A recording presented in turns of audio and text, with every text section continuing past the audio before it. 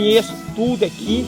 Aqui não era nada, só tinha essa casinha nossa aí de cima, que já tem mais de 100 anos. A gente vivia da cultura de abacaxi, laranja, era abacaxi, laranja, tinha café e tudo. E embaixo era a horta, que tinha nabo e tudo, até a gente saía vendendo lá no Curral del Rei, que ainda era Curral del Rei. A Avenida Silva Lobo era um córrego.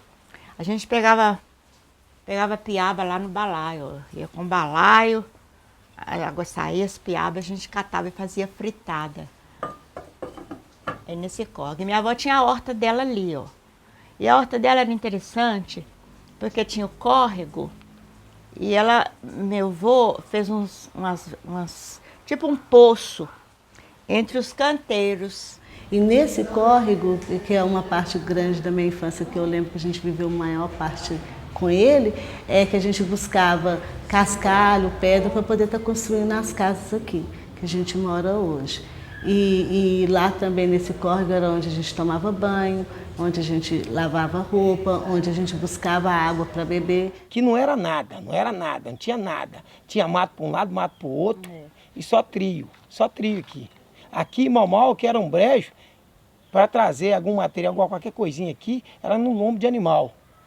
Dividia, vamos supor, um saco de areia, a gente dividia no meio, e eu punha um saco de areia no lombo do animal, burro ou mula, dividia, né, para controlar o peso, e punha meio na cabeça, para subir aqui para cima aqui.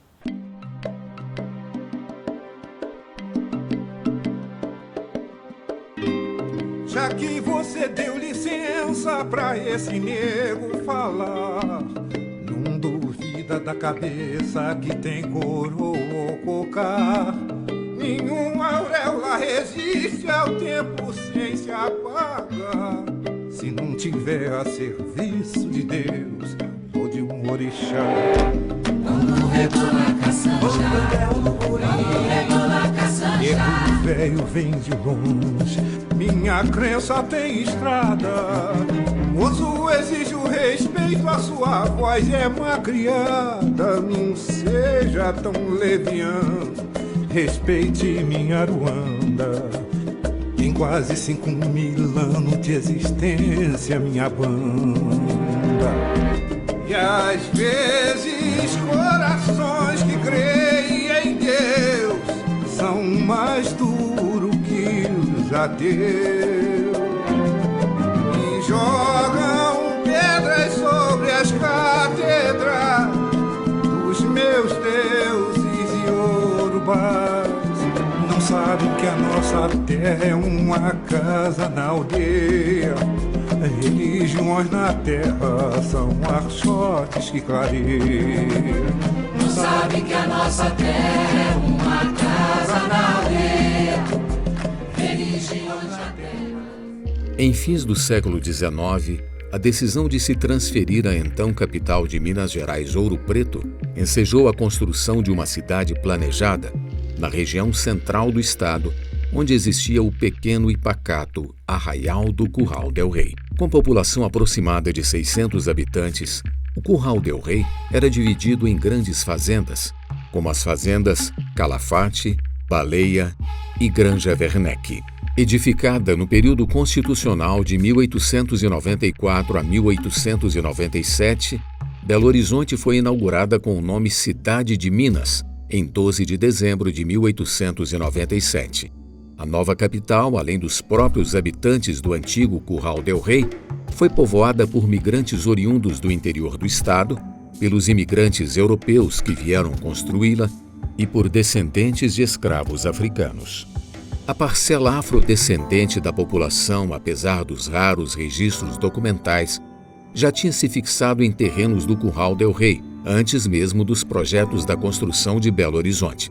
Protagonistas da história do silêncio, vítimas da indiferença e da invisibilidade social, grande parte dos negros, após a abolição da escravatura, só conseguiu sobreviver formando comunidades em territórios desocupados, onde a vida coletiva proporcionava segurança e sentimento de pertença.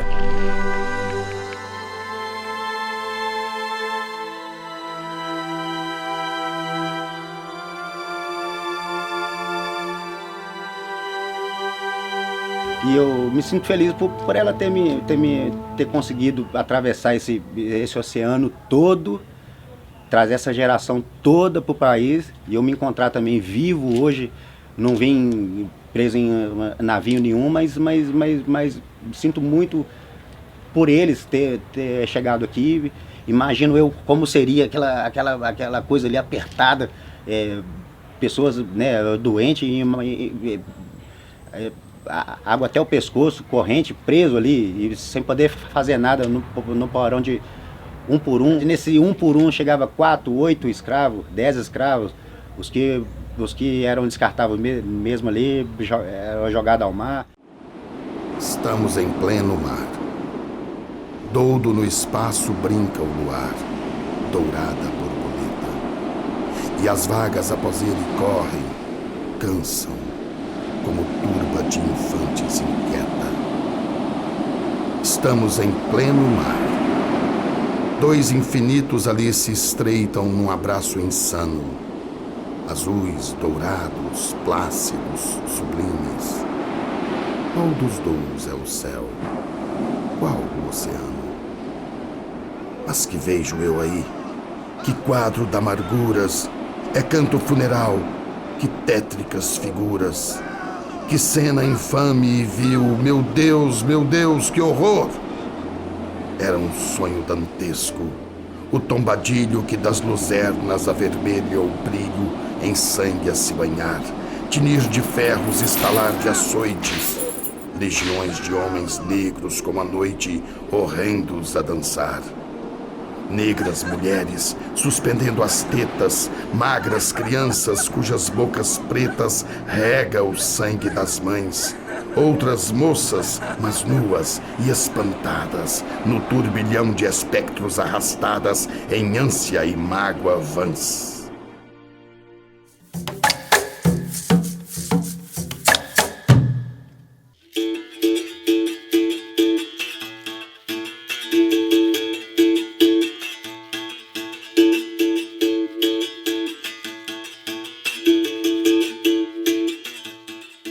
Eu nasci em Ouro Preto, em 1946. Foi muita luta, nasci num lugarejo assim, que chamava Campo do Raimundo. De lá, a gente foi morar atrás da caixa d'água, no lado do Morro da Queimada, o antigo Morro da Queimada, por cima da Escola de Minas. Ali, de lá, eu cresci até uns 9 anos. 9 anos, a gente veio. Minha mãe trabalhava com a família Trópia. Então a gente veio para cá, para Belo Horizonte. O meu pai é da família dos Pereira. Meu bisavô era fundador do Zé Pereira dos Lacaios, lá em Ouro Preto. A minha mãe era da família do povo dos cartórios, lá de Ouro Preto, mas nunca deu assim muita ligância para a gente, porque eles teve mais sorte do que a gente. Então nós continuamos na nossa vidinha de preto, de negro, de discriminado mesmo, entendeu? Aí viemos embora para cá. Eu vim com 9 anos de idade, estudei na escola Dom Pedro II, lá em Ouro Preto. Aí ganhei uma bolsa para a escola normal, mas minha mãe disse assim, moça preta e pobre tem que trabalhar de empregada doméstica. Que naquele tempo era muita ignorância, eles nos davam oportunidade para a gente, né? Aí viemos embora para cá, com a família do seu Salvador, a minha irmã veio, também empregou nessa casa, eles já empregaram de lá de Ouro Preto para cá.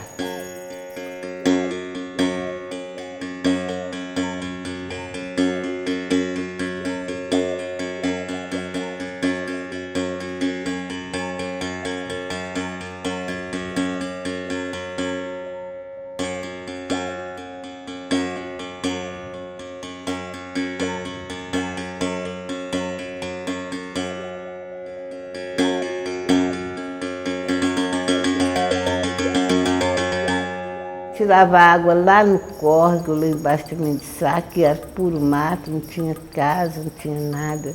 Pegava cascalho, carregava água do córrego o dia inteiro, a noite inteira, trabalhando. De noite, que de dia trabalhava. Eu lembro da minha infância que aqui era tudo mato, a gente tinha mais ou menos uns 3 vizinhos e morávamos num barraco de madeira. Era minha mãe e minha avó. Minha mãe morava na frente e minha avó morava no fundo. Esses meninos cresceram por aqui correndo.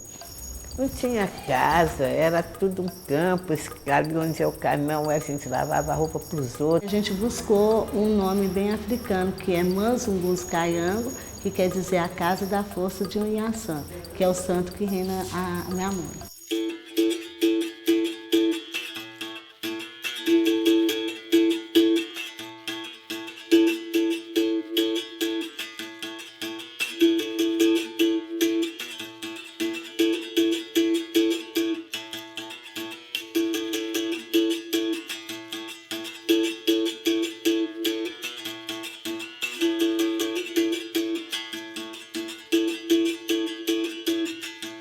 Sou quilombola da comunidade dos Luizes. Nós somos quilombolas e somos herdeiros diretos, inclusive, de Zumbi. Porque a nossa matriarca veio junto no navio negreiro quando veio a Ana Polinária. Na verdade, nós somos bisnetos do escravagista, nós somos herdeiros. Porque ele gostou da Ana Polinária, que era uma escrava muito bonita, e se amaziou com a Ana. A Ana teve 9 filhos com ele. Quando ele foi para morrer, ele deu as terras dele, que eram 13 alqueires de terras, que ia de Nova Lima até Namanésma. Então, ele deu para as 3 filhas mulheres a terra, os 13 alqueires, que foi para Aurora Luiz, Eulália Luiz e Maria Luiz, que é a minha avó. Ele deu o nome dos filhos dele, ele não pôs, marcou a ferro e fogo, igual marcava gado, os outros escravos naquela época. Ele deu o nome dele de Luiz, todos eles. Acendino Luiz, Francisco Luiz. O meu bisavô é o Nicolau Nunes Moreira. O meu avô, o Vitalino Nunes Moreira, que casou com a filha da matriarca Ana Polinária. Então, a vovó veio para cá. Era a fazenda, antiga fazenda Piteiras. O registro do meu bisavô português daqui, que compraram da antiga fazenda Calafate. Ele comprou 18 mil metros de terras, né? E fez a fazenda Piteiras.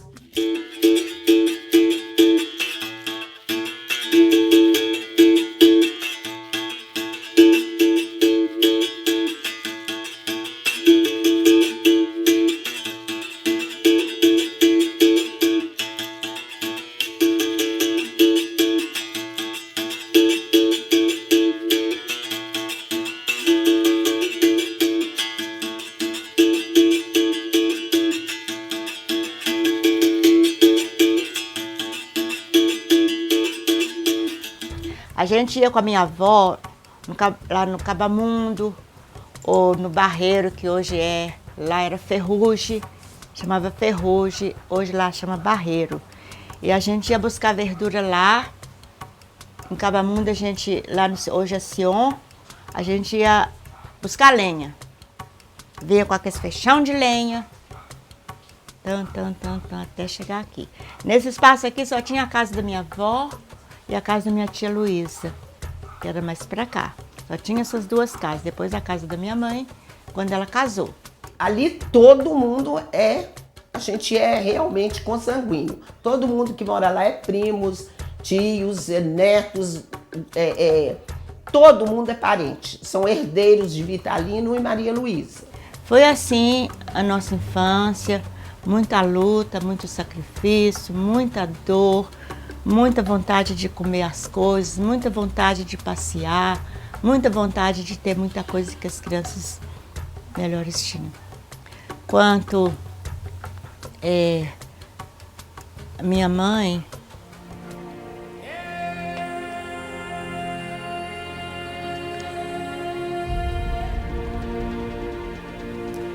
Minha mãe sofreu muito para criar a gente. Muito, bastante. Mas ela não deu a gente para ninguém. Não nos deu para ninguém. Esse é o sofrimento da mulher negra, da mulher escrava. As senzalas, onde ficavam as escravas, era um lugar insalubre, sem conforto, horrível. E elas tinham seus filhos ali. Além da insalubridade, elas não tinham alimentação adequada, não tinham praticamente nada. E por último, elas ainda perdiam seus filhos, que eram arrancados dos seus braços para serem vendidos. Na senzala úmida, estreita, brilha a chama da candeia. No sapé se esgueira o vento e a luz da fogueira ateia. Junto ao fogo, uma africana sentada, o filho embalando, vai lentamente cantando uma tirana indolente repassada de aflição. E o menino ri contente, mas treme e grita gelado, se nas palhas do telhado ruge o vento do sertão. Se o canto para um momento, chora a criança imprudente, mas continua a cantiga e ri sem ver o tormento daquele amargo cantar. Ai, triste que enxugas rindo os prantos que vão caindo do fundo materno olhar. E nas mãozinhas brilhantes agitas como diamantes os prantos do seu pensar. E a voz, como um soluço lacerante, continua a cantar. Eu sou como a garça triste que mora à beira do rio. As orvalhadas da noite me fazem tremer de frio. Me fazem tremer de frio como os juncos da lagoa, feliz da araponga errante que é livre, que livre voa. Que é livre, que livre voa para as bandas do seu ninho e nas braúnas à tarde canta longe do caminho. Canta longe do caminho por onde o vaqueiro trilha. Se quer descansar as asas, tem a palmeira, a baunilha. Tem a palmeira, a baunilha, tem o brejo, a lavadeira, tem as campinas, as flores, tem a relva, a trepadeira. Tem a relva, a trepadeira, todas têm os seus amores. Eu não tenho mãe nem filhos, nem irmão, nem lar, nem flores.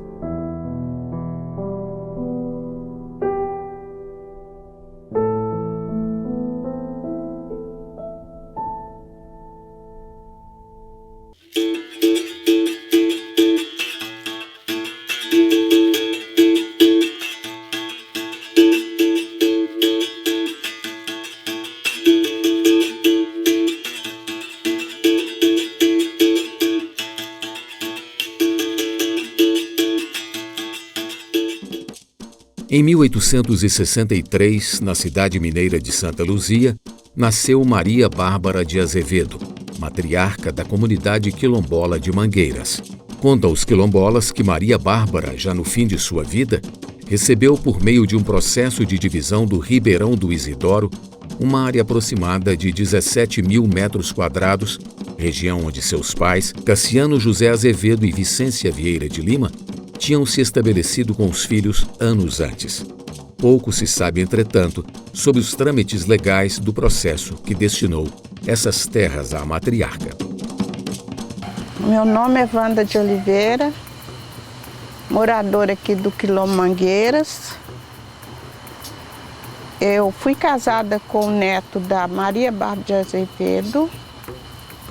Eu não conheci elas, mas me contaram que ela foi a fundadora do Quilombo Mangueiras. Todo mundo falava muito bem dela, porque ela era uma guerreira, a Maria Bárbara de Azevedo. Tinha vontade de ter conhecido, mas não conheci. Graças a ela que o Quilombo surgiu. E nós vivemos aqui até hoje. Hoje em dia a gente tem aonde ficar, onde morar. Agradeço a ela.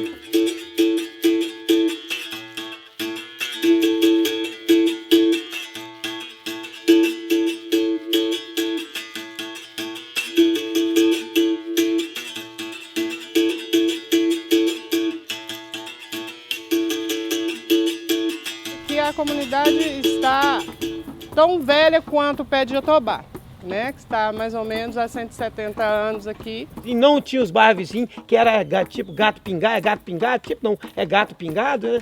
Agora cresceu muito e abafou a mata agora, né? Que é casa arredor tudo, né? Tudo agora é casa, né? Agora ficou abafado. Eu lembro que aqui era só tinha uma casa que era dos meus pais. Morava lá em cima. Era uma casa de barro, era feita de adobo, composta de boi, capim meloso, amassava no pé os barros, aí formava, fazia a forma de madeira, formava, suspendeu, a telha era de... Telha com buca. Com buca, as telhas.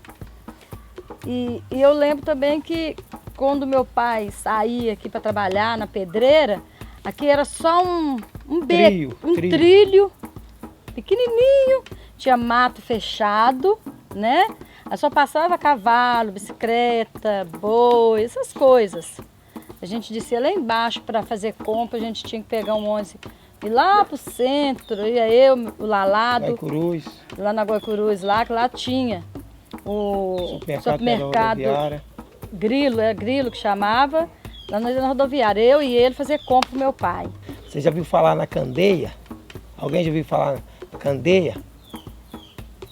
Acendia na candeia, nós pegava, papai falava, ó lá, na época, lá em Itacoraçu, quando eu era tropeiro, lá não tinha vela, quando não tinha querosene, nós acendia na candeia, pegava o pau de candeia e punha um pouquinho de querosene em cima, um pouquinho a coisa, e acendia ali, aquilo ali ficava noite e noite. Quando amanhecia o dia, ele apagava, ia para a lenheira, puxar a lenha, voltava, era essa luta aí, a gente não parou não.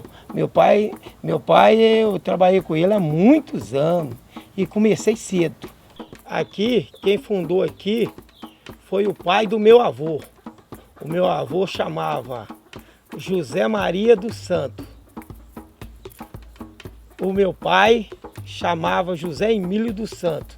Da história que eu conheço, o quilombo já estava aqui quando meu avô veio para cá, ele foi um dos que plantou esse pé de jatobá. Então está na faixa de 160 a 170 anos, pelo contar da história. Aqui era ele, era o meu avô e o primo do meu avô que chamava Cassiano dos Santos. Cassiano dos Santos. E a minha mãe chamava Isabel dos Santos. Nós somos descendentes desses quilombolas que já se foram. Meu pai também já se foi, minha mãe. Agora ficou nós. Aí nós estamos levando o que eles deixaram para trás. Ambientes de resistência e de liberdade, os quilombos representam uma das maiores manifestações de luta organizada contra a opressão no Brasil, país que foi o último da América a abolir a escravidão negra. Junto à perspectiva histórica dos quilombos de rompimento, que se caracterizavam por se assentarem preferencialmente em locais impérvios, como em costas íngremes e matas densas, com o objetivo de dificultar o acesso de caçadores de recompensa, deve-se considerar a diversidade de processos na gênese dos variados quilombos que se formaram pelo país, incluindo os estabelecidos nas proximidades dos perímetros urbanos e os que foram organizados em terras adquiridas por doação ou compra. Sem falar dos inúmeros quilombos que se formaram após a abolição como imperativo de sobrevivência para muitos recém-libertos e que tiveram de enfrentar as injustiças sociais e o preconceito, que não foram expungidos e nem deixaram de existir com a Lei Áurea. Quilombo, no entanto, ainda que muitos desconheçam, é termo contemporâneo. Lugar que existe e resiste nos dias atuais, reunindo todas as lutas dos negros de ontem e de hoje.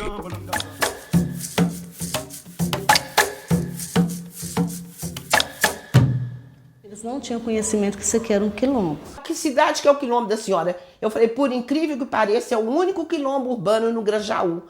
Eu nem sabia que tinha. Adeus, meu terreiro, adeus.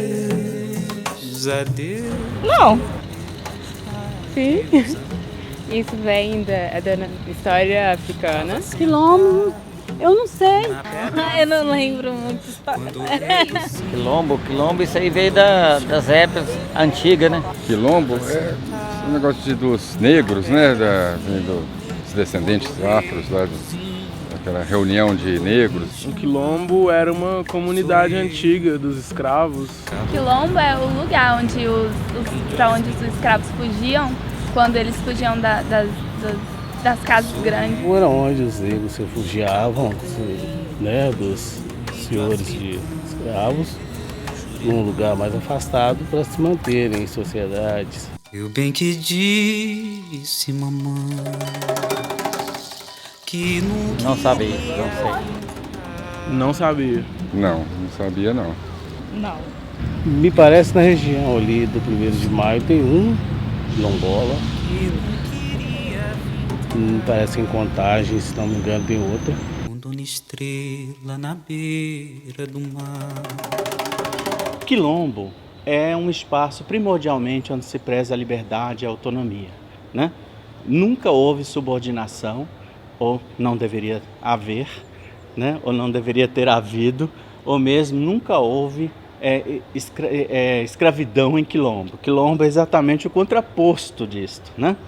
Então os espaços de uma comunidade quilombola são espaços de liberdade, são espaços em que eles prezam pela ancestralidade de lugar e também pela ancestralidade de sangue, ou seja, são famílias aparentadas, né, que estão ali há 100, 150, às vezes até há mais de 200 anos, ocupando aquela região.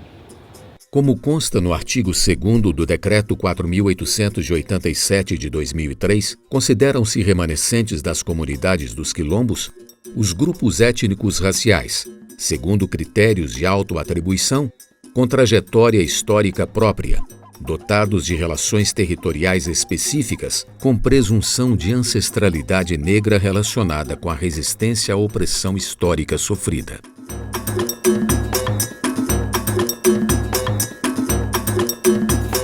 Eu deparo hoje com muitos alunos, né, das 3 esferas que chegam dentro da comunidade perguntando o que quer dizer quilombo urbano, quilombo rural, que eles não sentem muita diferença. Então eu tenho uma versão muito importante, muito séria para isso, que isso aí, a gente dentro das comunidades, a gente tem isso como um best-seller, que é o quê? É explicar realmente qual que é essa transformação da ruralidade para a urbanidade. E eu costumo falar com eles o seguinte, quando eles chegam dentro da comunidade, que eles vão para casa, eles pegam uma banana, né, essas banana caturrona, bem verde, coloca dentro de uma caixa e põe para madurar. Depois pega um prego, 42 por 48, bem grosso, virgem, e coloca dentro da solução de sal, né? Isso é muito importante. Aí os alunos ficam todo mundo interessados, que é que eu prossiga a experiência, por exemplo, a experiência quilombola. Depois de bem madura a banana, vocês pegam o prego e colocam em cima da banana, todo enferrujado, todo detonado. E pega um palito de fósforo e empurra, que o prego com um toque ele vai enterrar dentro da banana.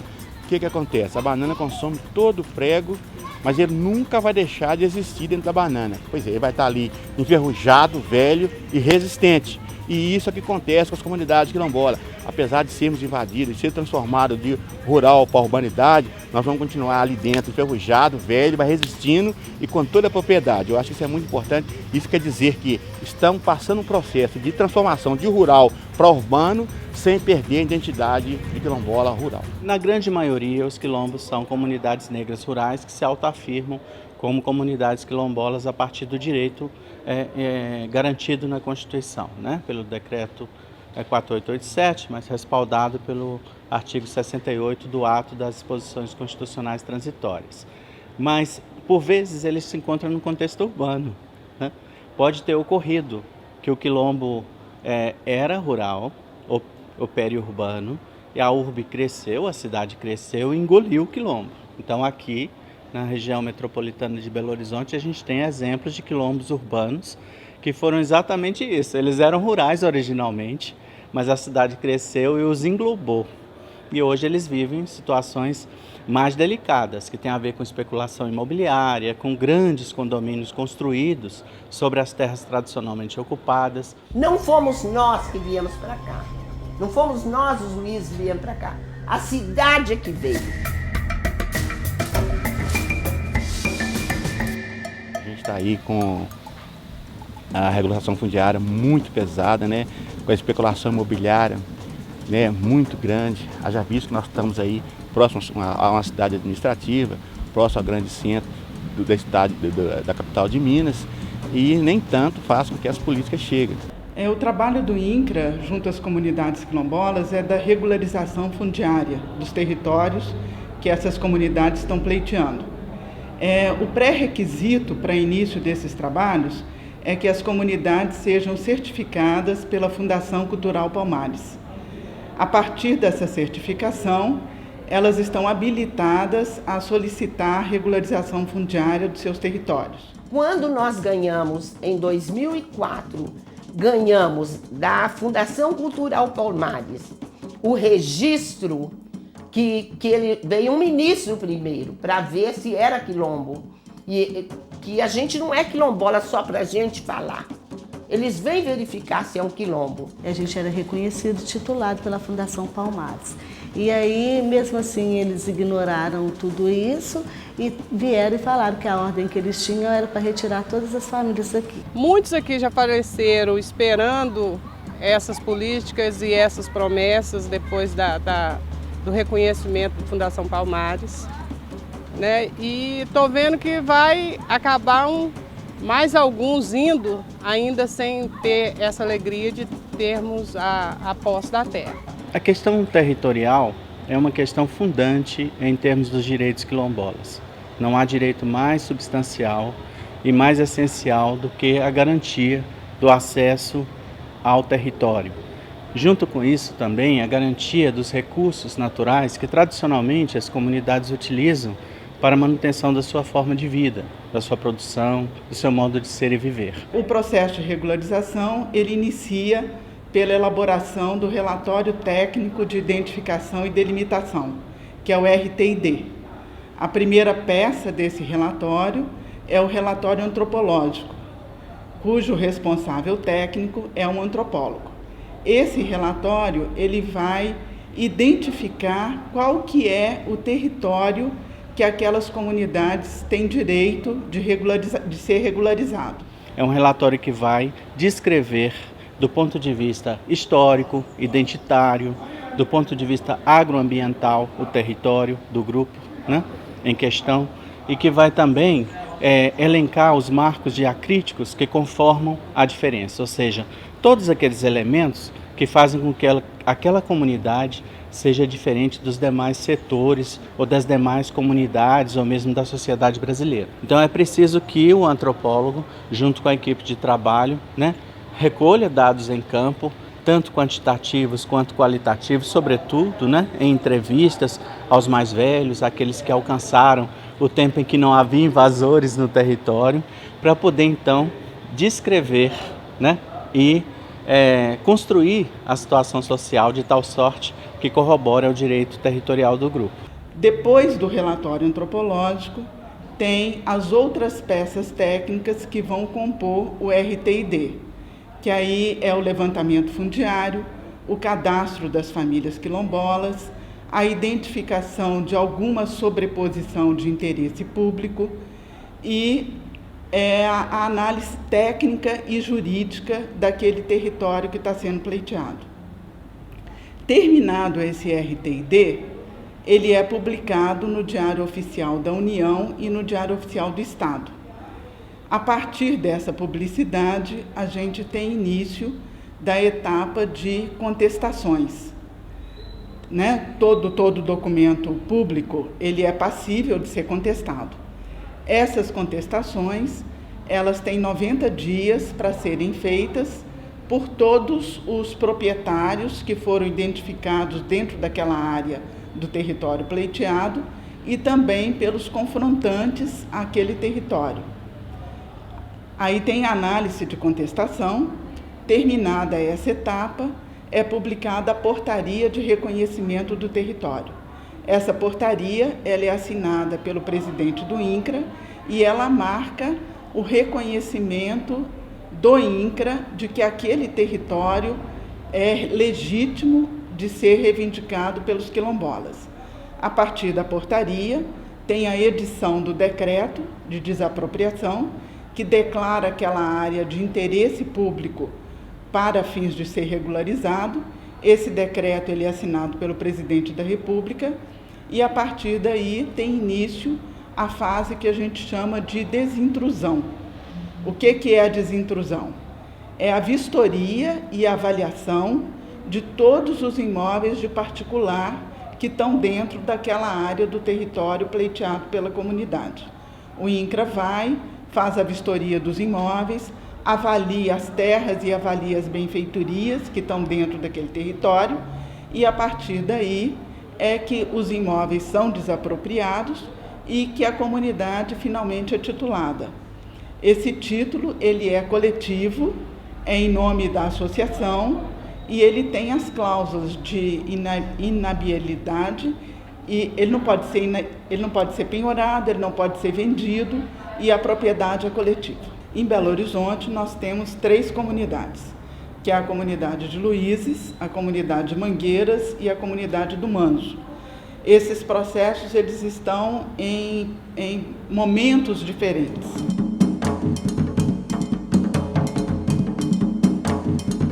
Porque são poucos os quilombos em Minas Gerais que têm documentos igual nós. Nós temos escrituras e registros das terras, desde Nova Lima até aqui, que os meus parentes antigamente eram analfabetos, a maioria, até meu pai só fez o 4º ano de grupo no grupo Bernardo Monteiro, então eles não sabiam a extensão dessa terra. O de Luizes já foi publicado o RTID e está em fase de análise de contestação. Tá? Os proprietários já apresentaram suas contestações e elas estão sendo avaliadas pela equipe técnica do INCRA de Minas Gerais. Caboclo índio africano. Nos últimos tempos nós estamos vivendo aí um processo de regularização da mata no nosso entorno, onde que entra o projeto da Granja Werneck e o projeto do Isidora, que está trazendo talvez hoje muito sofrimento dentro do quilombo, mas com esse sofrimento ele traz algumas melhorias que a gente já está esperando há mais ou menos 140 anos, que nunca chega. O de Mangueiras, o RTID já foi publicado, já terminou a fase de contestação e o processo está na fase de publicação de portaria. Essa publicação de portaria, ela já saiu da alçada do INCRA de Minas Gerais e está na alçada do INCRA nacional. Tá? O que está complicando a edição da portaria de Mangueiras é que tem uma sobreposição com uma obra de interesse público, que é a construção de uma alça viária. Foi assinado um TAC ano passado, junto das empresas que vão fazer essa obra, junto com o Ministério Público Federal, e está sendo equacionado, junto com a participação da comunidade, uma forma de compensação dessa área que vai ser afetada pelo território. Depois de resolvido esse impasse, é que vai ser publicado a portaria pelo presidente do INCRA, reconhecendo o território. Uma comunidade que viveu dentro do barro, dentro da lama e sem poder público nenhum está preocupado com isso. E a partir do projeto da Granja Werneck nós conseguimos afirmar um TAC, onde que esse TAC nos deu possibilidade de estar correndo e proporcionando alguma melhoria para o quilombo. Já visto que nós fomos contemplados com esse asfalto provisório, porque hoje asfalto em comunidade, falar em asfalto em comunidade quilombola é sinônimo de prisão para o presidente. Mas hoje eu vejo com muita transparência quando eu consegui que nós eliminássemos, mesmo que seja provisório, que a gente eliminasse um pouco dessa dificuldade. Hoje nós temos aí 40%, 50% da comunidade não pisando no barro. Quando o rei dos índios mandou me chamar. E hoje a gente aqui, eles vêm e dizem que comprou um terreno na mão de quem não era dono. E agora eles estão querendo tomar da gente isso aqui. Isso foi comprado com muita luta, com muita lágrima, com muito sorriso, com muita tristeza, com muita alegria. Isso foi comprado com muita luta, mas Pai Benedito e minha mãe, essa não vai deixar ninguém tomar isso da gente. E o de manso, nós ainda estamos lá no início. Ainda temos que elaborar um relatório antropológico, tá? Nós estamos estudando uma parceria com um antropólogo vinculado ao UFMG, que tem uma tese de doutorado sobre o manso, e a intenção é que ele colabore junto com o INCRA, de forma a se elaborar o relatório antropológico. Depois disso, teria as outras etapas para a regularização fundiária do território.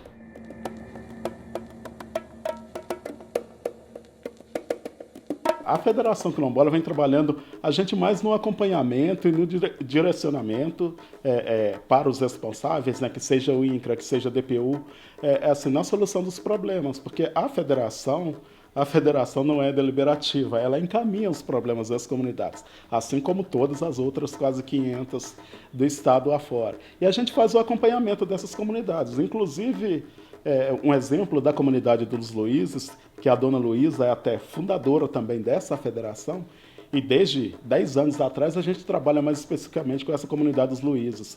Depois a comunidade dos Mangueiros também surgiu, foi procurado para a federação para estar ajudando a trabalhar as questões, os problemas dela, e mais recentemente a comunidade do Manso Ganso com a sua certificação.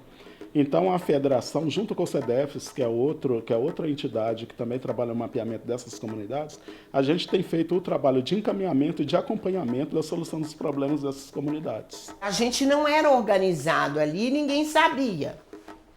Então, ninguém sabia que ali era um quilombo, né? Porque em 2004 que isso veio à tona. Então, nós tínhamos apenas não, porque é o máximo, mas eles não nos respeitavam. Então, eu falei assim, vamos fazer uma associação para que a gente tenha mais respaldo do governo. Não queria me encontrar. A comunidade quilombola de Mangueiras é a que está, a meu ver, mais organizada, mais articulada, né? Eles têm uma liderança, eles têm reuniões regulares, então eles conseguem interferir e verbalizar mais quais são os interesses deles.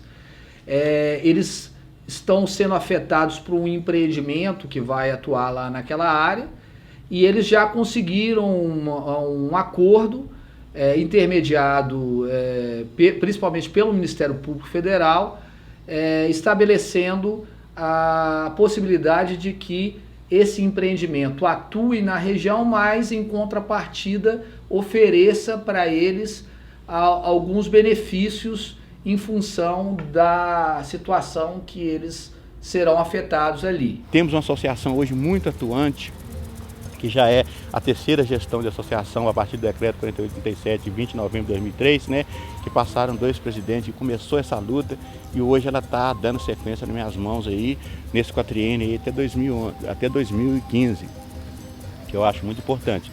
E essa luta é uma luta de todas as comunidades quilombolas. Nós temos, em segundo lugar, a comunidade de Manso, que, embora a situação territorial deles não esteja bem definida, eles também estão um pouco organizados, têm pessoas que apoiam e eles conseguem expressar as suas posições e defender as suas posições com o auxílio desses outros órgãos que atuam na região.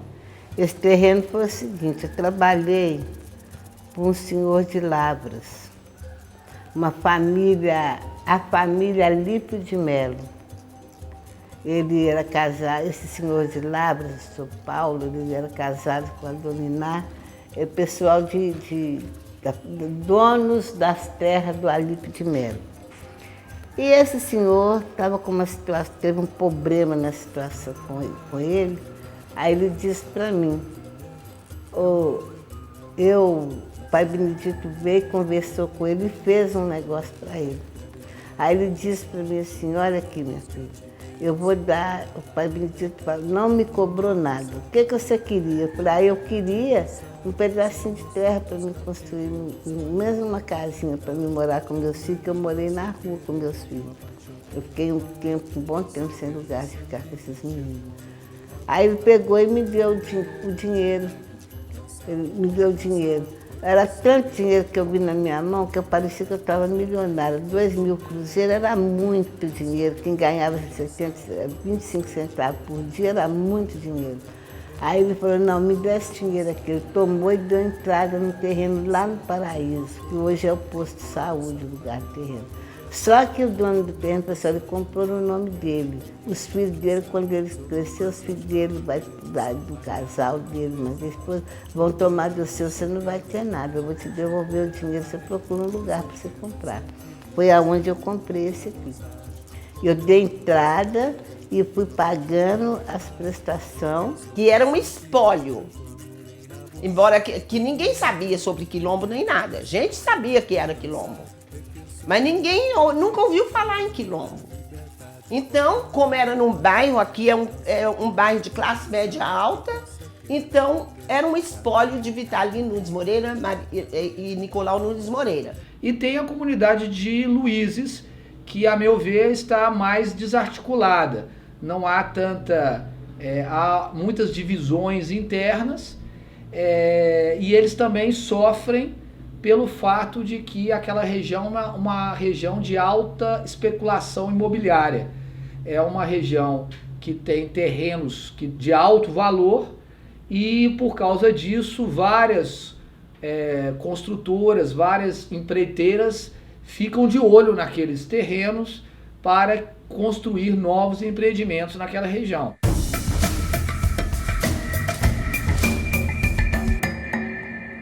Em 97, 98, por aí, teve a invasão das terras. Que essas terras foram muito degradadas por causa da invasão, escabou muito a terra, picou demais.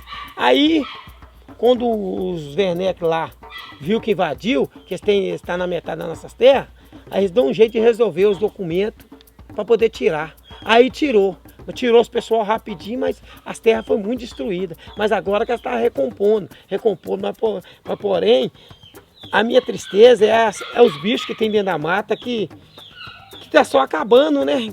Tá só acabando, porque na época tinha muito. Hoje tem casal, mas hoje em dia nem casal tem. Só tá deixando um sozinho. Aí os bichos tá se acabando, tá vindo para as portas de casa caçar comida.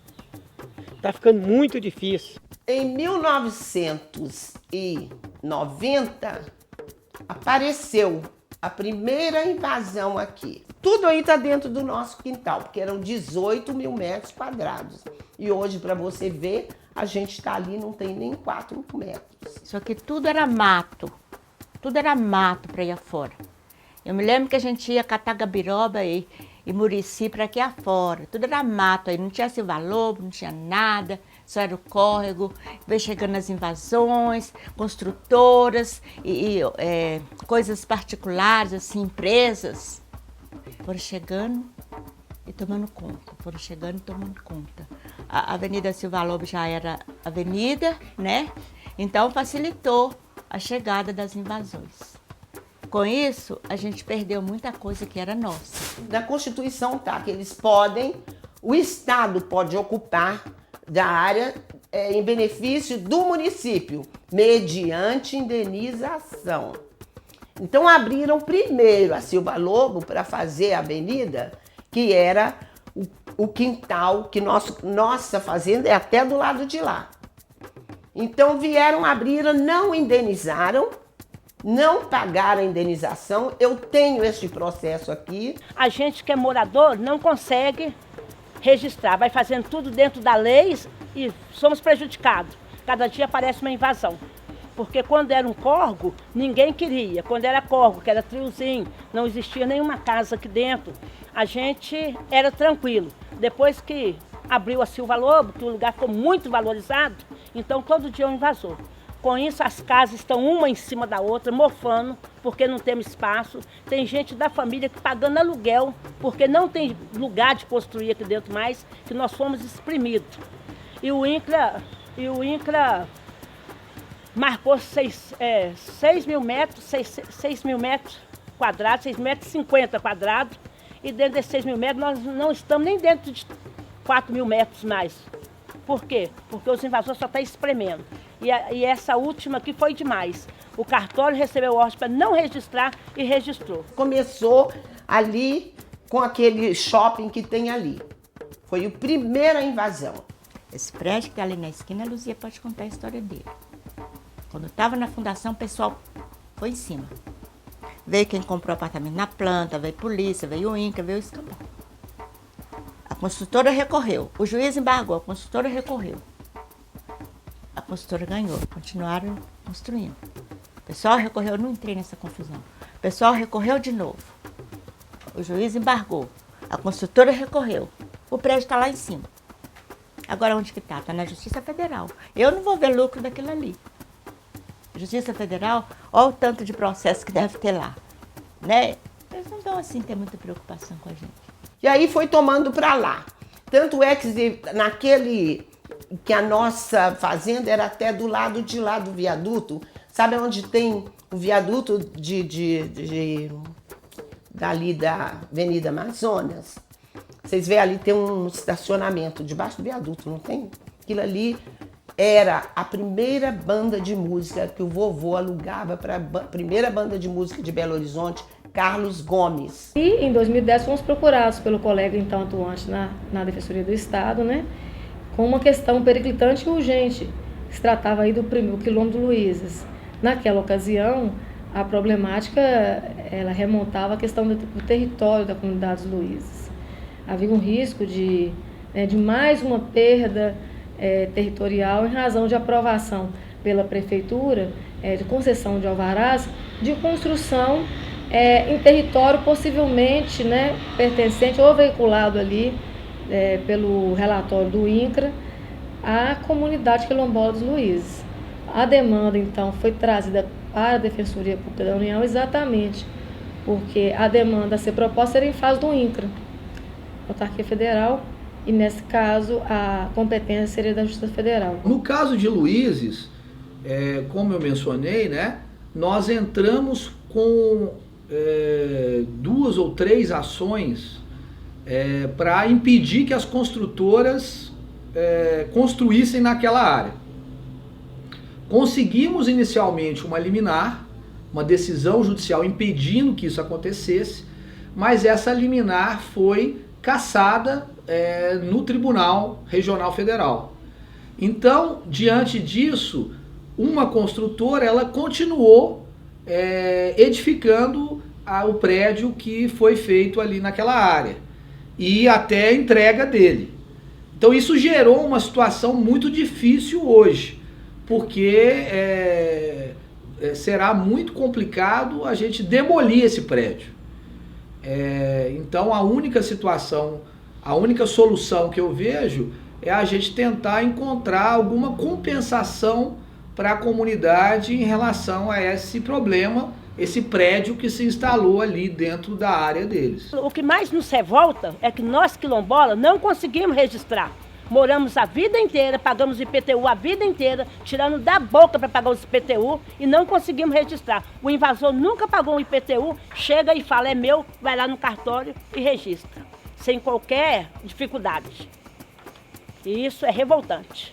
Os ricos que são ricos não pagam imposto.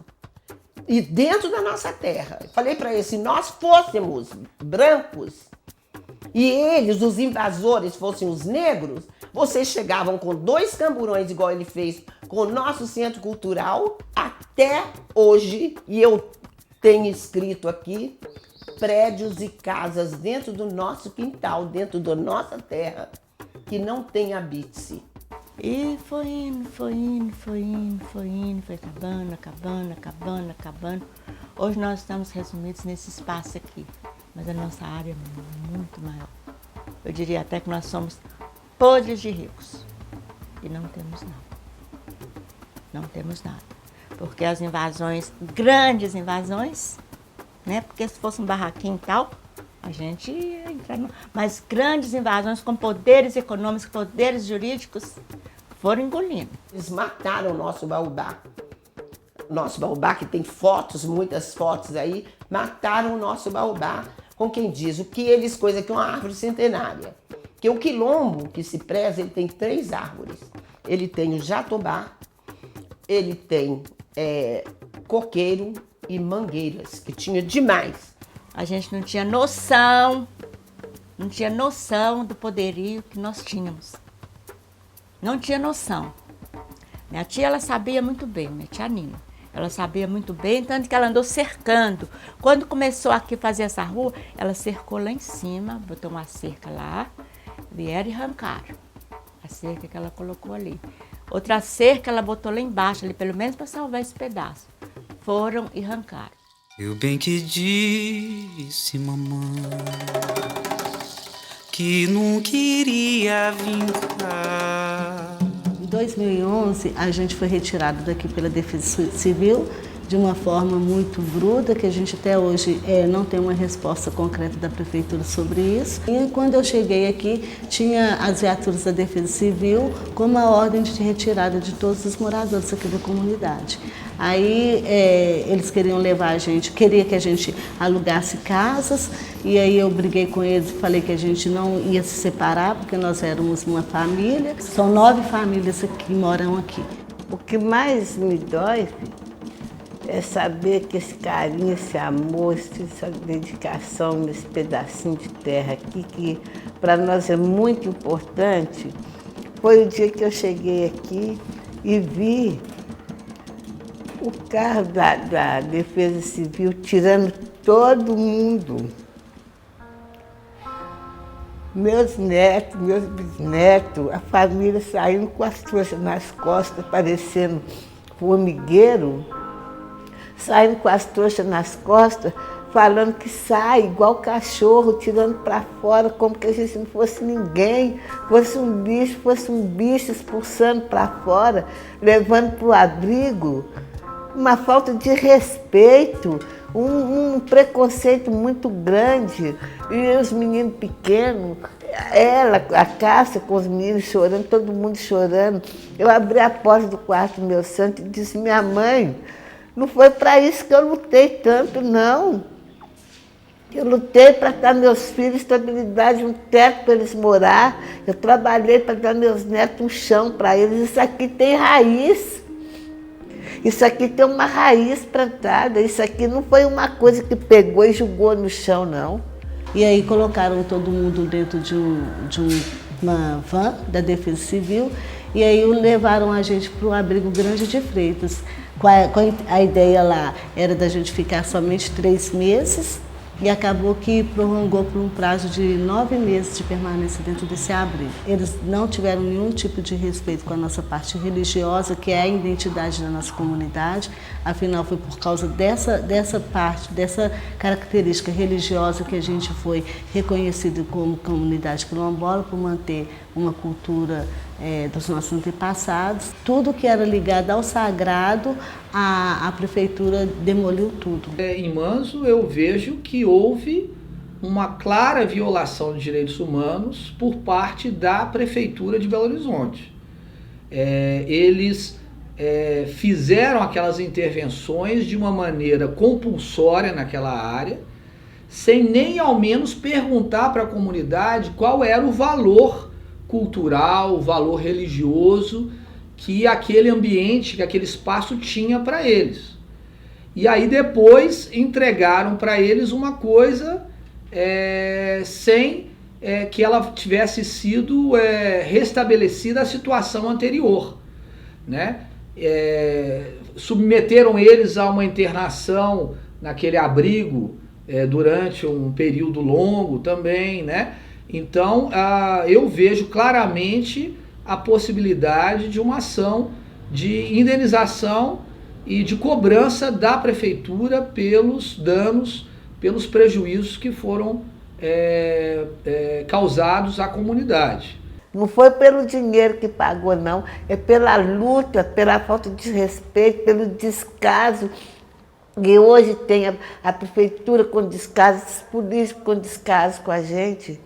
Isso é uma falta de respeito, porque a gente é preto, é pobre, é humilde, tirando meu terreiro daqui, tirando abalando a estrutura religiosa desse chão, a estrutura religiosa dessa casa, o lugar que cuida de criança, o projeto dos meninos. Tirei muito menino da droga, da rua.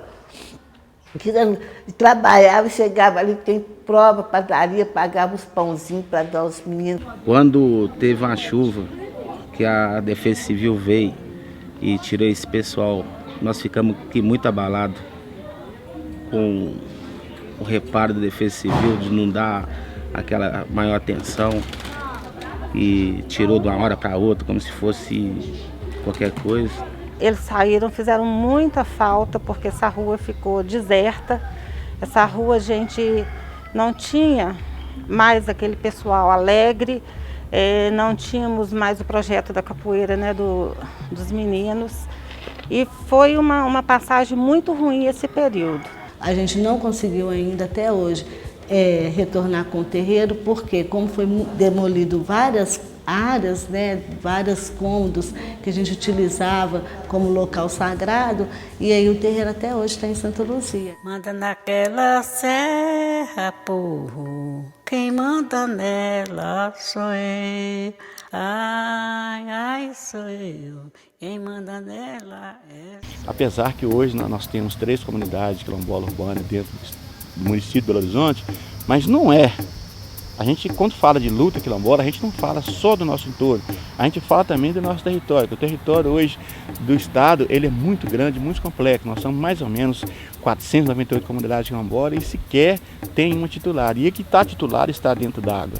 Isso é inadmissível para um estado tão rico como o nosso. Essa questão da regularização no contexto urbano é um pouco mais problemática, porque isso demanda indenizar, né, absolutamente todos os proprietários e todas as propriedades constituídas de boa-fé, as benfeitorias também, e porque isso vai ser patrimônio do grupo após a regularização fundiária.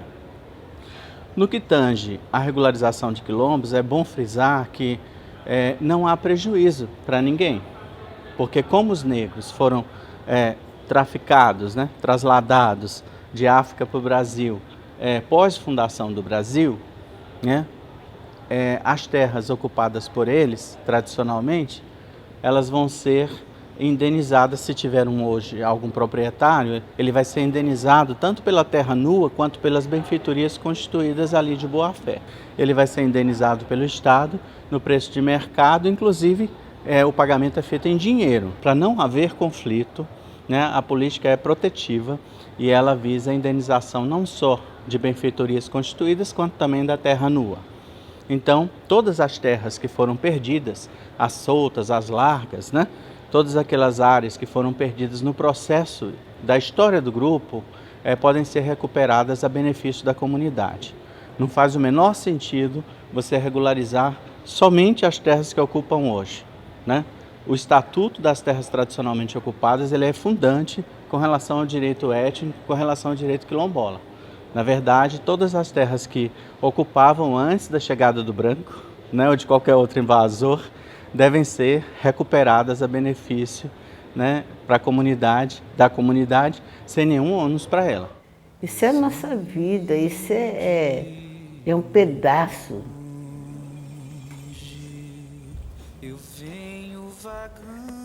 É um pedaço da gente que está aqui. Isso é um pedaço de cada um, pedaço do coração da gente, o sangue da gente, a luta, a persistência, que muita gente achou que a gente não deveria estar aqui porque é negro, é pobre, e aqui é uma área que eles estão fazendo de melhorzinha, que estão querendo tirar a gente daqui por preconceito, não é porque querem tomar essa terra. Eles querem tirar por preconceito, mas foi muitos anos, foi muita luta, foi muito suor derramado nisso aqui. Eles não vão tirar, não. Deus existe. Eu costumo dizer que o quilombola, quando perde o seu território, ele perde a sua identidade. E nós perdemos.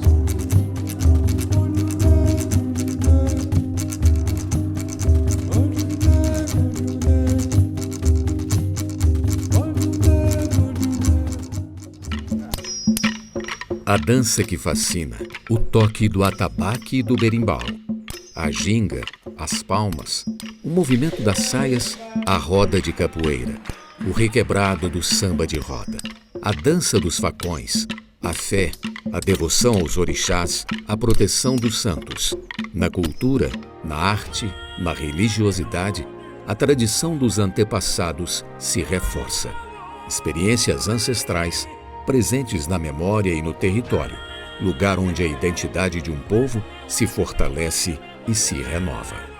Nasci lá no Quilombo dos Luizes e saí porque eu casei, né? Aí constituí família e aí por isso eu tive fora de lá, mas estou sempre lá, né? E ajuda nas festividades lá também, e inclusive a placa lá, Maria Luísa Moreira, foi eu que fiz, e sempre a gente está lá. Eu comecei a trabalhar como serralheiro, como ajudante, e fui aprimorando os meus conhecimentos, né? E a partir daí fui criando peças, fui moldando, e cheguei no estágio que a gente está hoje. Também você vê essa mão aqui. Esse aqui foi um cliente que pediu para eu fazer. Ele queria 24 peças dessas para colocar num restaurante, assim com a luminária aqui.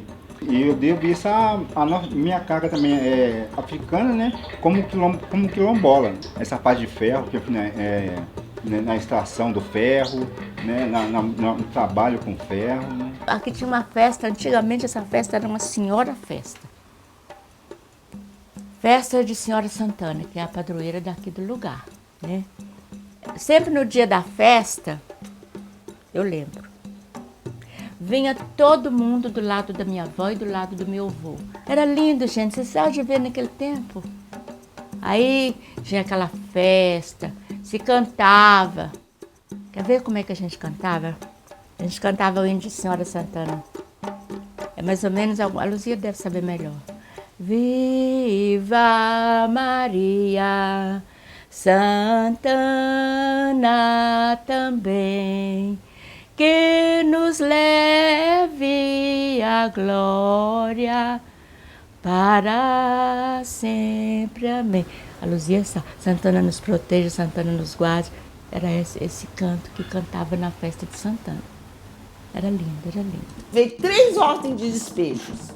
Pra todo mundo ali. Ia passar trator. E só tirou as nossas coisas lá dentro, que a gente dava aula. Tinha uma mandala que dava aula de capoeira, fazia cachixi, fazia um monte de coisa. Aquele fuxico. Fazia tudo lá no nosso centro cultural. Até pro pessoal da favela. O que eles fizeram? Chegaram com 2 caminhões vasculantes, 2 carros de polícia e o trator derrubou a nossa casa. O nosso centro cultural, 2 terrenos. E o prédio está lá. Nós entramos lá no prédio e eles não deixaram a gente ficar. O direito étnico, e marcadamente o direito territorial, ele é fundante, mas ele pressupõe não só uma autoconsciência da identidade, quanto também a adscrição, ou seja, é preciso que as comunidades tenham marcadores, tenham diacríticos, tenham características que só lhes sejam próprias, né? E que não sejam comuns a todos os cidadãos brasileiros.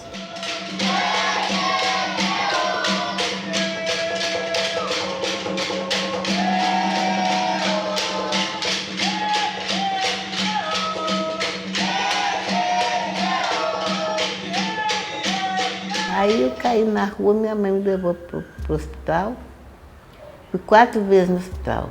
A 4ª vez a enfermeira disse, olha, essa menina da senhora não tem nada. Ela tem uma mediunidade, porque na hora que foi cuidar dela, aí eu manifestou a entidade em mim. Esse dia chama Pai Benedito. E nunca aceitou cobrar uma moeda sequer que seja. Nunca. Podia ser o mais rico que fosse, nunca aceitou que deixou eu cobrar de ninguém.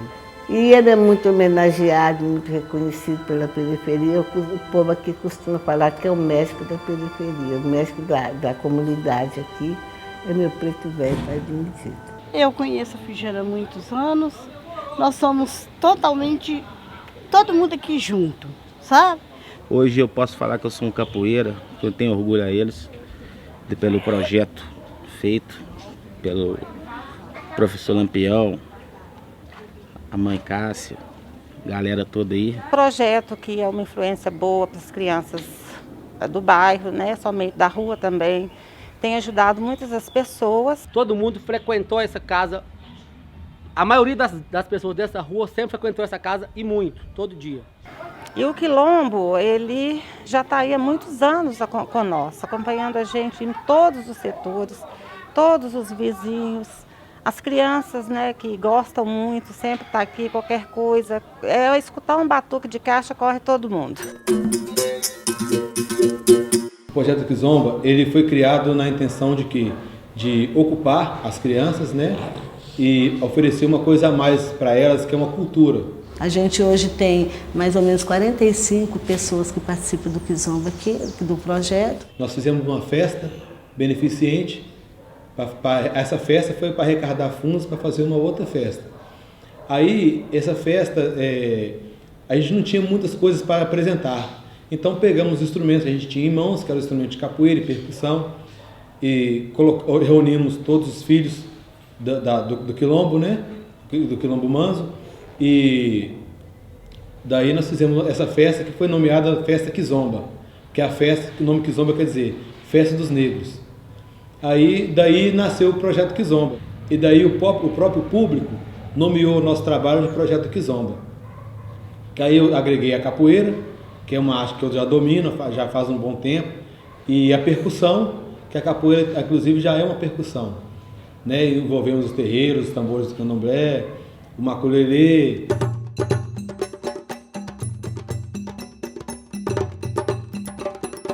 O candomblé foi na minha infância também. O candomblé foi ali em cima, logo acima da casa da minha menina ali, que é acima do meu barraco. No meio onde tem a casa da minha irmã, ela construiu a casa dela. Mas do lado direito assim, tinha a casa do santo. No meio era onde as entidades giravam. Para baixo um pouquinho é aonde a gente sentava, nas beiradas, e acima era um gramado que era onde os ogãs batiam tabaco, eram os tabaqueiros. Aí quando tinha uma entidade que era braba demais, escapulia da mão deles, saía rolando lá de cima até aqui embaixo, na mina aqui embaixo, tendo fogo, rolando, gritando.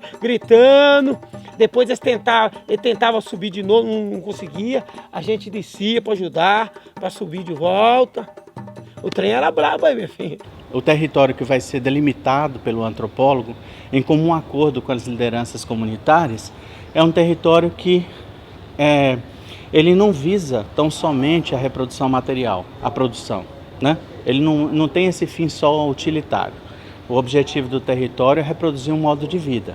Então, nele estão os sítios sagrados, nele estão enterrados os ancestrais do grupo, né? Ele é uma referência em termos de modo de ser e de viver, né? A comunidade conhece como a palma da mão o território, de forma que sabe para que serve cada uma das subunidades, cada espaço daquele pedaço de chão. E ele também conta a história do grupo, porque os embates, as lutas por manutenção desse território, todas as perdas e também os ganhos auferidos ao longo do tempo, eles estão marcados territorialmente.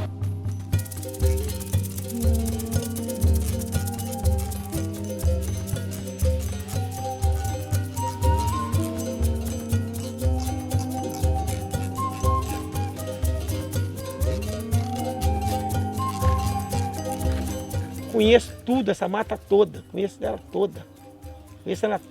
O pai já me mostrou. Até hoje eu sei dos lugares aonde os tropeiros passavam, os escravos passavam. Até hoje eu sei aonde tem o pedaço do moinho que o meu tio fazia fubá. Quando ele não levava para o Bar São Paulo nas costas de burro, ele levava lá para o mercado central para vender fubá e farinha. Até hoje eu conheço tudo nessa mata, tudo. Onde que eu bater nessa mata, pode ser de noite, pode ser de dia, eu conheço tudo. É a comunidade que se autoafirma, essa é uma prerrogativa das comunidades quilombolas, né? Nenhum antropólogo, nenhum classificador externo pode dizer quem é e quem não é quilombola.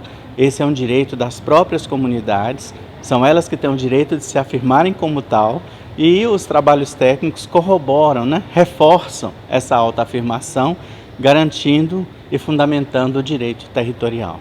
Aqui nessa mata nós temos um pouquinho de cada coisa, mas se nós não lutar para cuidar, nós vamos perder tudo. Tipo assim, ó, eu tenho uma nascente num canal, a nascente do lado direito, que é tudo assim, ó. Tem uma esquerda, que é a distância de 3, 4 metros, e tem a direita, que eu uso, a minha ex-cunhada usa para tomar, eu tomo dela também, se o bicho pegar, nós vamos ter tudo que tomar dela de volta, e para os animais lá para o coxo lá. Tem essa que não é poluída. E tem a esquerda, que ela é poluída, mas tipo assim, você vai ver o esgoto cair nela, mas distância de 3 metros, você vai ver ela saindo cristalina.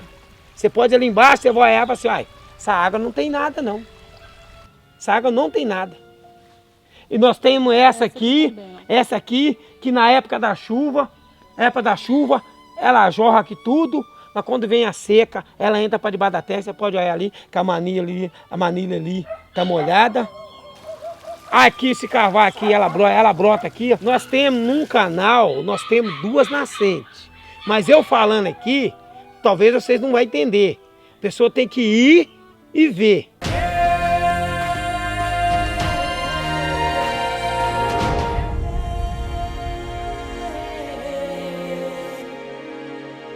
Os quilombos costumam eleger elementos da natureza para simbolizar a sua resistência e longevidade. Nesse rol encontram-se 2 árvores, o jatobá e o baobá. Com raízes profundas, de troncos largos, pesados e resistentes ao corte, às intempéries e aos maltratos, cuja longevidade ultrapassa séculos e alcança milênios, essas árvores acompanham e testemunham a vida de várias gerações, criando e fortalecendo a memória coletiva ligada ao território. Dizem que as folhas do baobá curam febre, malária, sarampo, catapora, e que as sementes do jatobá curam asma, bronquite, tuberculose, artrose. Mas quem há de curar as feridas da alma quando o banzo é maior que o mar? O baobá, cujos frutos lembram lágrimas negras, não cura pranto, mas ensina como estancá-lo. Sobrevivendo nas terras áridas africanas, a árvore chora em frutos, mas determinada, vence, supera adversidades e permanece. Um baobá derrubado é como um sonho arrancado, mas as raízes profundas que permanecem no chão são a força da persistência, ensinando a prosseguir. Um jatobá, cujas sementes escuras se irmanam com a cor da pele, não é capaz de curar o sofrimento, mas demonstra como superá-lo.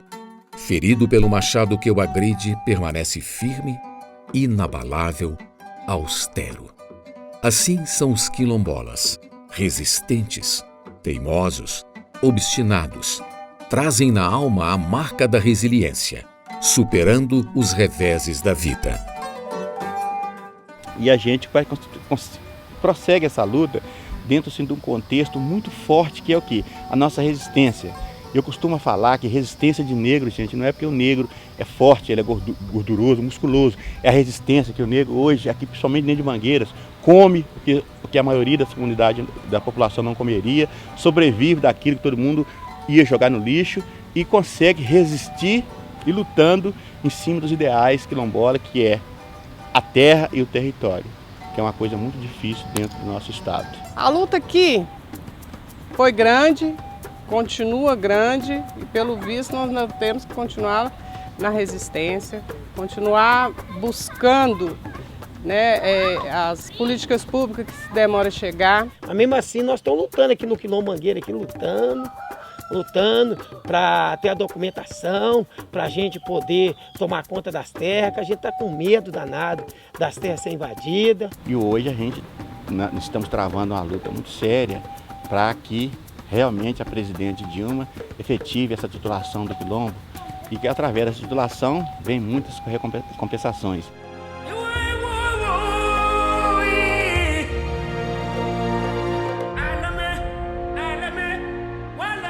Hoje a gente encontra um grande aliado ao nosso favor, porque até 2006, 2007, a gente não tinha pessoas que nos defendiam juridicamente, socialmente. E hoje nós temos o Ministério Público que faz um papel de defesa social muito grande, com o respaldo, e principalmente com o respaldo da Defensoria Pública da União, que dá esse aspecto jurídico para as comunidades quilombolas, que tanto era defasado. Mesmo apesar de ter uma associação, uma federação muito atuante e uma associação dentro do quilombo muito séria, não conseguiríamos se não tivesse uma atuação bem assim específica da Defensoria Pública da União. A Defensoria Pública, ela é articuladora, né? Ela conversa através dos defensores, tanto da União quanto do Estado, eles que conversam e dialogam com o governo municipal e estadual para a gente poder chegar a um acordo de como que nós vamos retornar com a nossa religiosidade para cá, para a comunidade. A Defensoria Pública tem a missão constitucional de defender aqueles que são mais pobres, aqueles que são, de acordo com a linguagem jurídica, são hipossuficientes, ou seja, eles têm menos recursos, tanto econômicos quanto de outra ordem, para se defender. Então essa é a missão constitucional da Defensoria Pública. A Defensoria da União entrou com a doutora Giedra, né? Foi parte da doutora Giedra que a gente conheceu, o doutor Estevão. A caminhada tá bacana. Tivemos alguns ganhos a partir do momento que ele começou a trabalhar com a gente.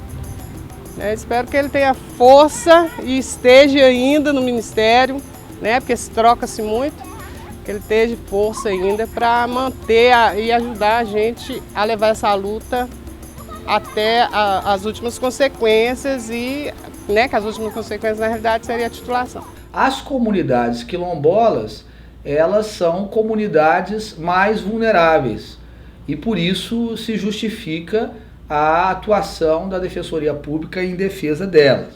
Quem que vai nos defender? São servidores públicos. Eles ganham do governo para nos defender. Eles são advogados ganhando até pouco, trabalhando dia e noite. Eu costumo pensar que a Defensoria Pública ela tem uma posição mais próxima da comunidade. E no caso específico da comunidade quilombola, nós não vemos só a comunidade quilombola como um bem imaterial, né? Um bem cultural e material do país. A gente vê também as comunidades quilombolas como pessoas que são responsáveis pelos seus destinos. Então, a Defensoria Pública procura dar voz para essas comunidades em todas as questões que estão relacionadas com os pleitos delas perante os órgãos públicos. O poder público, eles têm vontade, os advogados dos ministérios, eles têm vontade, mas quem é que vai ter poder para lutar com construtoras de peso? São advogados que cobram exorbitante para trabalhar para eles. Eu diria que a esperança é que eles venham a ter esse território deles reconhecido e tempestivamente defendidos pelo Estado. O que não vinha ocorrendo, acredito eu, que não vem ocorrendo. Então, a nosso ver, o Estado brasileiro ele deixa muito a desejar no seu compromisso, nas suas obrigações de atender, de titular as comunidades quilombolas. E não há uma perspectiva, uma das grandes questões é essa, não é passada para as comunidades uma perspectiva de prazo de encerramento desses procedimentos. Esses procedimentos se arrastam indefinidamente, sem prazo, e as comunidades ficam num estado de completa insegurança jurídica durante esse período. À medida que o Estado ele responde de uma forma morosa, ineficiente, ele permite que outros fatores, como especulação imobiliária, numa determinada região, né, venha ali pressionar e colocar em risco esse direito. A expectativa nossa hoje quanto ao quilombo, porque quando começou a demarcação, eu falei assim, olha, ninguém quer tirar pai de família de prédio, que eles compraram da construtora e eles não sabiam que era terreno de quilombola. Então ninguém quer tirar.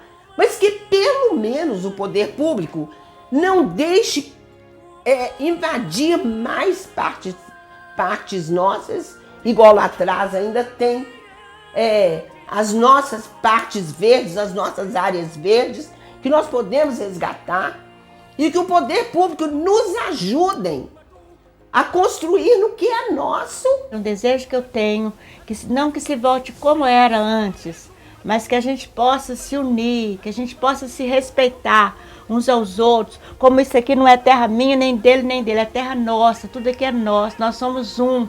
Se eles não podem nos devolver a terra, por então que paguem por elas. Meu sonho hoje é que pelo menos os meus netos, né, que eu já tenho 3, possa ter essa alegria que os meus antepassados e eu não tivemos. E que dê também condições dos Luizes ter uma casa digna, uma escola, ter uma coisa digna. A nós espera do poder público um bom apoio, né, jurídico, né, que a gente precisa, né? Uma segurança para ajudar enquanto nós estivermos em vida, para esse poder estar ajudando a gente a segurar as terras, né?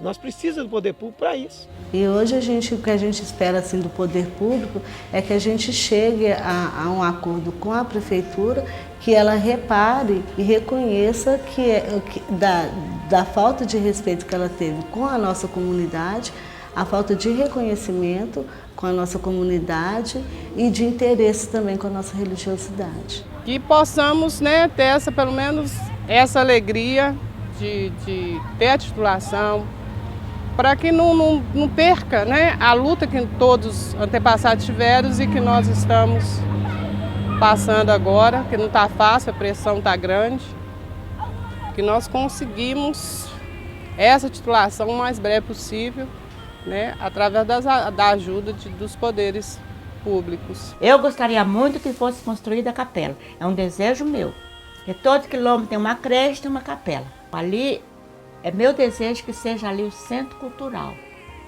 Ali eu gostaria que fosse o centro cultural. Ou então um shopping artesanal. Mas agora nem a festa de Santana a gente não está tendo mais. E queria que hoje que as pessoas olhassem a gente com mais respeito, com mais dignidade, com mais sinceridade, porque o povo não olha a gente com dignidade nem com respeito. É isso que eu queria ter. Não é dinheiro, não é ficar me dando comida, não. Eu quero dignidade, respeito com a gente. Porque dinheiro a gente trabalha. Porque aqui não tem ninguém preguiçoso, a gente trabalha e corre atrás. Então eu queria era isso, que respeitasse a gente com dignidade, ver que nós somos um ser humano quanto qualquer um outro. Era isso que eu queria. A cidadania não pode ser um oásis fechado sobre o deserto da exclusão social. Essa filha espúria de toda desigualdade e de toda injustiça.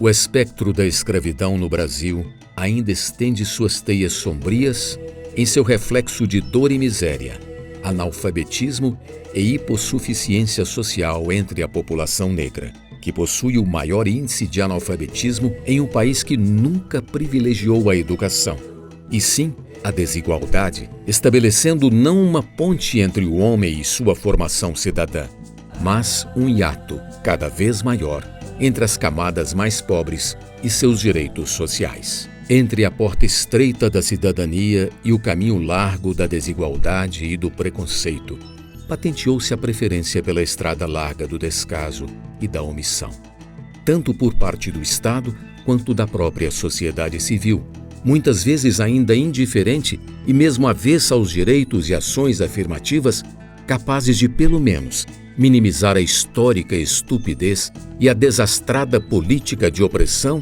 de um povo ainda hoje estigmatizado, somente por ter uma cor diferente do padrão narcisista do mito europeu. Cotas e ações afirmativas não são esmolas dadas aos negros. Direito à terra para os quilombos não é benesse social. São direitos sociais negados pelo estupro político de senhores de engenho e de um Estado feudal, ferindo o bem maior de qualquer ser humano, seu direito fundamental à liberdade. Como querer que o negro escreva com a sintaxe do branco, se a ele historicamente negou-se a escola e mesmo o lar, a família, o chão e a terra.